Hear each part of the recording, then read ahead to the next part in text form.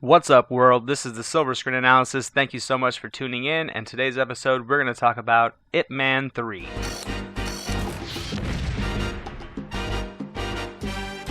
Donnie Yen is back as the Ip Man, and this one adds Mike Tyson. I'll be honest, when I watched the trailer for this movie and saw the addition of used-to-be Iron Mike Tyson, I laughed, but I also found myself mildly intrigued. There isn't an action sequence with Donnie Yen in it that doesn't entertain in my opinion, and him going against Tyson is a clear circus act, but certainly an interesting one. This final entry in the Wilson Yip trilogy follows Wing Chun Grandmaster Ip Man, played by Donnie Yen, as he defends a school in the center of town from a group of thugs headed by a corrupt property developer who has plans to control the entire city. And if that isn't enough, Ip Man must also deal with issues in his personal life as well as the threat of a competitor who wants to dethrone him as the Grandmaster. First, I will say this film without question was much more deeper of a movie with many more layers to its compelling script than I was expecting. The action was impressive as expected, but even more impressive was the detailed writing of the characters and the emotional impact this story actually does deliver.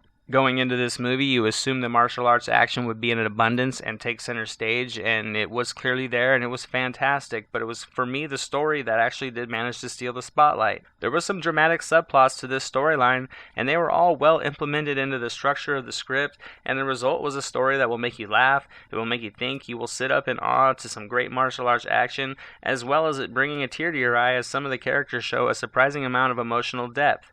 Now, as for the action, it was excellent. The choreography was fluid, crisp, rather intricate, and extremely well captured from some tight camera work that was pretty much solid throughout. And the action came in many forms with some awesome one-on-one fighting, amazing showdowns, large-scale battles, draw-dropping, weapon-filled martial arts showdowns, and all these scenes had excellent locations. The set pieces and set design were all just as crisp as the choreography and the fighting was. This film also had a strong visual appeal to it. The locations were excellent. They perfectly captured the late 1950s feel of China.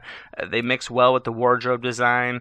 You could tell there was a lot of detail put into making this film look right, and the backdrops are excellent throughout the story. Overall, Ip Man 3 was much more than I expected, and I'm going to give it an A-.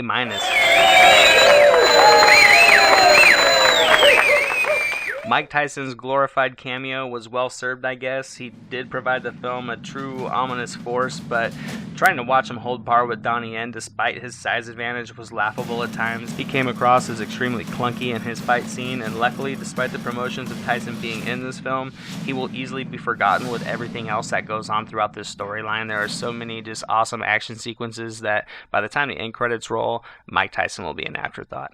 As always, thank you so much for watching. I definitely appreciate it. If you did see Ip Man 3, let me know what you thought below. I'm Anthony, this is the SilverScreen Analysis, and we'll see you next time.